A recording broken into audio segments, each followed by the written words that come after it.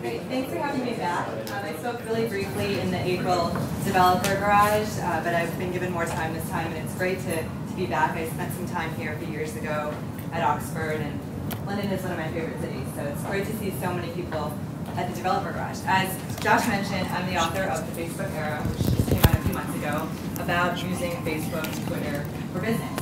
And that's part of what we're going to talk about today, because it's always astonishing to me and also to people at Facebook how a lot of Facebook developers themselves aren't fully utilizing social media to promote their applications. So we'll talk about how that's going to play out. But my background is I was a developer at Microsoft in Outlook, and then I went over to Google and worked in corporate strategy.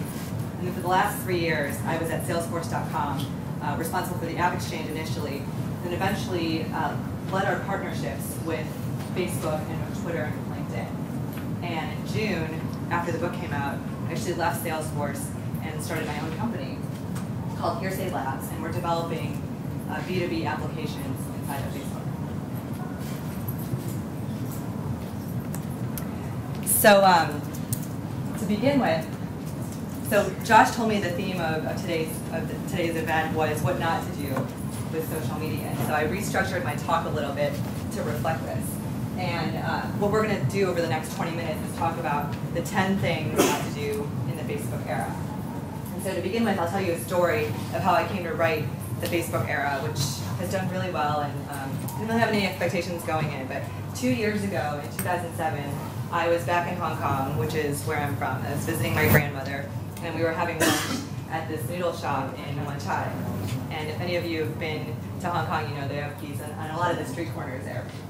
And so we were probably sitting about here, and I'd been there for 2 weeks and spoken just Cantonese because my grandmother doesn't speak any English. And in the middle of our lunch, I heard these two older gentlemen who must have been in their 70s sitting in this corner wearing their white beaters and speaking Cantonese, and they were talking about Facebook. This is in May 2007.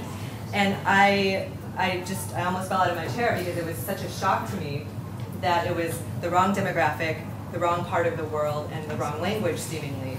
And that's when I realized that Facebook was about to hit some sort of tipping point, and that it's really mainstream. It's not about people in this room. It's really not about the UK or the US or uni students anymore. It's really about everyone. There's something universally appealing about it. And so my first rule is what not to do is don't forget the opportunity abroad. And certainly there's a large opportunity across Europe and in the US, but Asia too. Facebook and Cyworld in South Korea, Mixi in Japan, QQ and Tencent, and Caixin in China. All of these sites are really taking off. The virtual goods economy in the US, for example, was around $500 million US this year. The economy in Asia was $5 billion. And so as you think about building your applications, as you think about your products and your campaigns, think about how these different websites can be used to tap into that global market. And that was really an important takeaway for me, because the following week, I returned to San Francisco, which is where I'm from, and I attended the first F8 Facebook Developer Platform conference. And that's when they announced their platform. And for the first time, made their data available for developers like me. And so I actually developed the first business application inside of Facebook. It's called Face Connector. And what it does is it integrates Facebook with Salesforce CRM, Salesforce Customer Relationship Management Software. Because the more I thought about it, the more I felt that Facebook is CRM. It's how all of us and how 300 million people are managing their personal and professional contacts. With birthday reminders and news that people are getting engaged or just had a baby, those are giving us excuses to get in touch and to stay in touch with people. And so I built that application, which I'll show you in a moment. And that's how I got the book deal and why I'm starting this company now. So in the spirit of practicing what we preach, I see many of you are on Twitter. That's my Twitter handle, and is that a good hashtag to use for tonight, or do you have a different one? That'll be fine. Or you can use FD. FDGL. FDGL. No, just FDGL is a good one. Is that good? Yeah, that's good. All right. So my second thing, not. That's fine. Yeah. Yeah. So the second thing Do you want me to change it? No, no, it's good. Right. Really, keep it. Okay. You can do @ as well, it doesn't matter, but hash is fine. Okay. And the second thing not to do is to not Twitter. So anything you learn about the session, please tweet it. I have a few books with me, and if you Twitter about the session or the event tonight, I'm happy to give you £5 off the book. So welcome to the Facebook era, what I call the Facebook era. It's really not just Facebook. We know it's Facebook and Twitter and all these other social networking sites from different countries that we just talked about. And as Josh just recapped, tremendous growth still. And we know it's not just the users, it's also the developers. Many of us in this room constitute part of that 1 million number up there. And it's a really exciting time. I think this slide is like preaching to the choir at this event.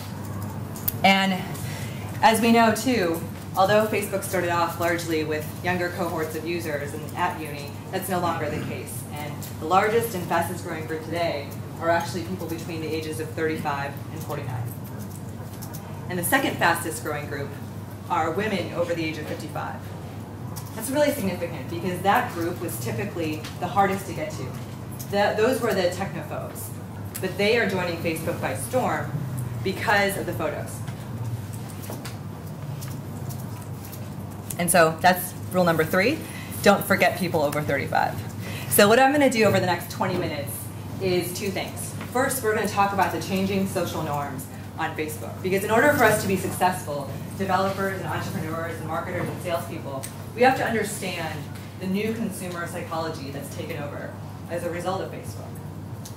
The second half of the talk is, given this context and given this new consumer psychology, what does this mean for the businesses that we start, whether we're creating marketing campaigns or whether we're building Facebook applications?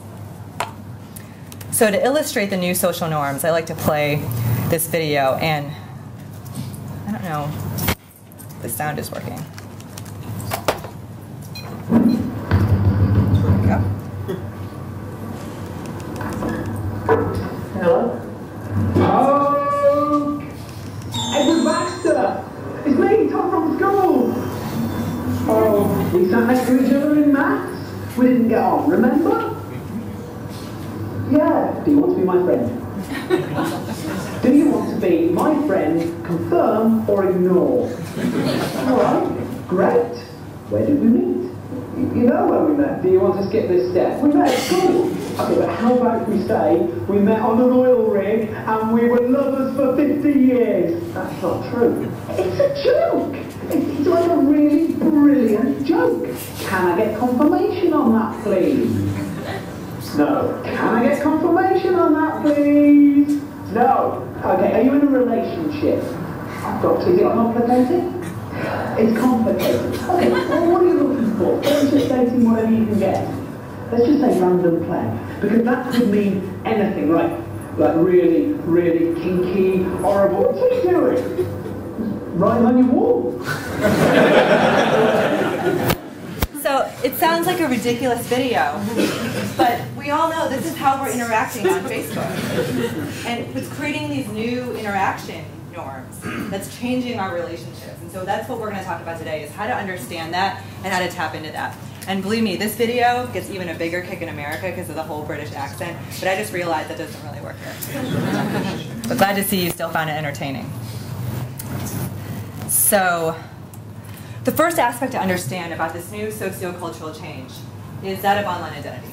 So we all know that this is the Facebook profile, but what this also is, or what it's become, is our template for online identity. It's things like our name, our photo that we choose to express ourselves, our age, whom we're married to, our political and religious views, where we went to school, where we work, our favorite books and movies, pieces of information that we never shared before. And it seems so simple, and yet it's changed everything, because prior to the Facebook era, prior to social networking, we just didn't share this about ourselves online. You might know someone for months or even years and not find out how they vote and not find out what their religious beliefs are. And now, if you're their Facebook friend, and sometimes even if you're not, you can look that up and see right away. And so what this has meant for us